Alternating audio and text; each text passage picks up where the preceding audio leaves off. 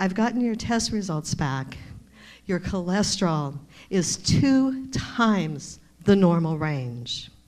Your blood pressure is almost to a point of a heart attack. You had a mild stroke there in the park. If it wasn't for those 2 women, we wouldn't be having this conversation today. You're on a borderline diabetic. Your sugar levels are extremely high. So we need to make some changes here. And from what I can see, you're severely dehydrated. When I pinch your skin, there's no resistance. How much water do you drink? Sometimes I get free water cups from Wendy's. Okay, well, that's something we need to work on. Okay, those free water cups from Wendy's just aren't quite going to do it, sweetheart. And I'm going to give you some directions, and I hope you understand what it is that I'm explaining to you today. Okay, I really want you to pay attention to what you eat. I want you to eat more vegetables, fresh vegetables. How often do you eat a salad? Oh, they have the chicken salad at Wendy's too. Okay, well, we need to ex-nay Wendy's from your diet. And I know, don't tell me it's too expensive to eat healthy, because it's really not. You can go to the store, you can buy yourself a head of lettuce and some chicken, and put together a nice salad, throw a nice hard-boiled egg on it, which is a very healthy protein for you, and make yourself a nice salad.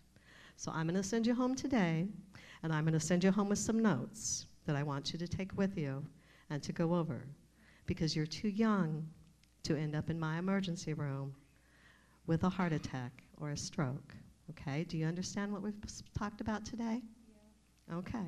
All right. Okay.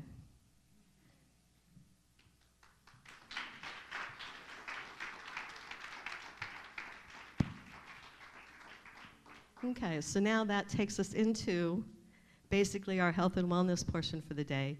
If I can get somebody just to bring this table up here, because I do need it just for a moment for a demonstration. So the things that really develop our eating habits, as we saw with this young lady, taste, okay? Now mind you, Wendy's, McDonald's, all of them, they get us on the taste, the pappability is what they call it, the terminology for it, if you want to get all technical. But the thing is they add extra salt, they add extra sugar, and they get us on the taste. And all the grease that they put into that adds to the toll on our bodies. So it's really important. Another thing is economic status and food cost. People think that it's too expensive to eat healthy. Well, as I just explained to this young lady, it's actually less expensive to eat healthy. In fact, if you look on my Facebook page, A+ Nutrition, you will see that I've done comparisons on there of healthy recipes that you cook at home, that you have some left over, that you can feed a family of 4 for less than what you feed a family of 2 at a fast food place. Okay? So you can check that out. Cultural influence, okay? How many of us grew up being told, don't you leave any food on that plate? There are starving kids in China, okay? Because that's the way we grew up, okay? It's not our fault, but sometimes we need to change some of the things we were taught. It's just like one time I heard the pastors talking about cutting the end off a ham, and nobody knew why they did it. Turned out it was because it didn't fit in the pan. Okay? There was no apparent reason for cutting off the end of the ham. They just did it because Mama did it. Okay? Sometimes all the things that Mama did aren't necessarily good. There's a lot of them that are. I'm not saying any of that. But we have to think about it. Also, food costs, we kind of hit on that. Cultural influence, social support. Now, when my husband got diagnosed with type 2 diabetes, I was his social support. It helps. If you're trying to make healthy lifestyle changes, if you have others to help you in that support, okay? We did it together. I quit buying certain foods because of that, because I was supporting him in the process, I also got healthier. So we both got healthier in the process. Our stress, some people eat because of stress. Some people eat because they're in a bad mood. They're upset, so they eat because of emotions. But this is how I want you to eat from now on. Base your eating habits on your knowledge. We've been giving you knowledge for the last few weeks.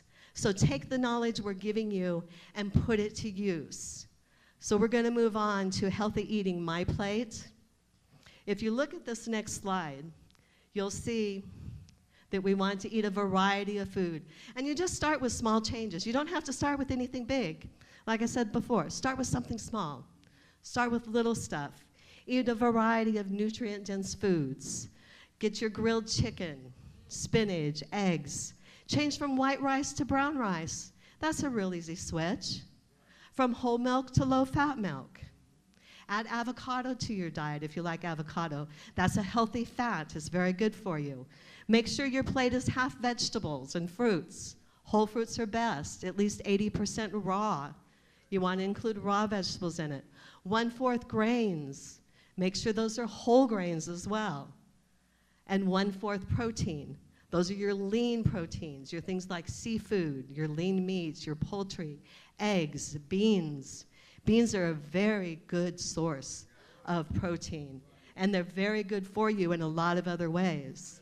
Nuts, seeds, and as I said, switch from low fat or full fat to low fat or fat free, and limit the foods high in saturated fat. Start to read your labels. Pay attention to those labels.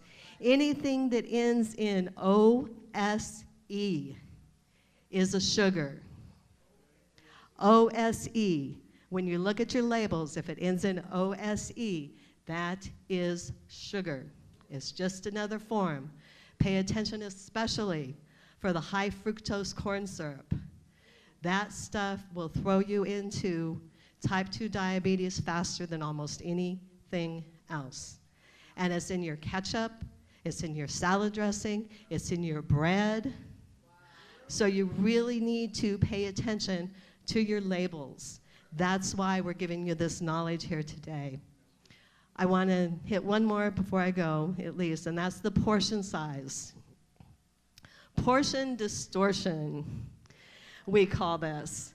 Okay, if you see in the picture, in the first picture there, that's what we get. When we go to a restaurant, we get this big old burger, a pile of fries. Next to it is really what one serving looks like. Half a burger is the actual one serving. Average portion sizes has grown so much over the last 20 years. The plate arrives and there's enough food for 2 or even 3 people on it. Growing portion sizes are causing growing Americans and causing dis-ease in our body. Years ago, plates used to be this size. We would fill this plate up and we'd be quite happy because we're very visual, okay? Now, we're not satisfied with a plate that size. We have to have a plate like this, okay? This is the average dinner plate. When you buy a set of dishes, this is the average dinner plate. This plate here, I went and bought a set of for my husband and I. These are considered sandwich plates or lunch plates. Okay? That's how much it's been distorted over the years. An 8-ounce coffee, what used to be an 8-ounce coffee, is now a 16-ounce latte. Okay? McDonald's, when they started in 1954, their French fries were 2.4 ounces. Now their average is 5.3. Okay? I'm about out of time, but I do have a ton of information. I just want to leave you with some really quick tips before we leave today. And you can always see me. I have more information available for you, and I'll be more than happy to sit down and answer any questions that anyone might have. I'm going to leave you with about 4 quick tips, and then I'm going to move on. Don't skip breakfast. because that gets your metabolism going for the day. Don't eat after 7 p.m. Your digestion shuts down at 7 o'clock at night. Anything you eat after 7 p.m. is going to turn into fat, sugar, carbs, and all the rest of that. And I'm not saying this to scare you, but because it's a fact and it's reality. As I said, check the labels. Eat more fresh foods than processed. Avoid oversized portions. When you're at home, use smaller plates. Cook smaller quantities. Portion control containers. And instead of grabbing a bag of snacks, take out a portion of them. A handful is an ounce, 1 to 2 ounces. That's an average snack size. If you sit there with the whole bag, you're going to eat the whole bag. Okay? When you're eating out, order half portions. Order your appetizer as an entree. And as we talked about earlier, don't worry about cleaning your plate. If you need to ask for a doggy bag, take it home. Because isn't your health more important than anything else? And God's given us the body. He's given us this temple to use and to discharge our ministries. And if we're going to be able to discharge the ministry that He's put before us, then we need to take care of the temple that He gave us. God bless you all.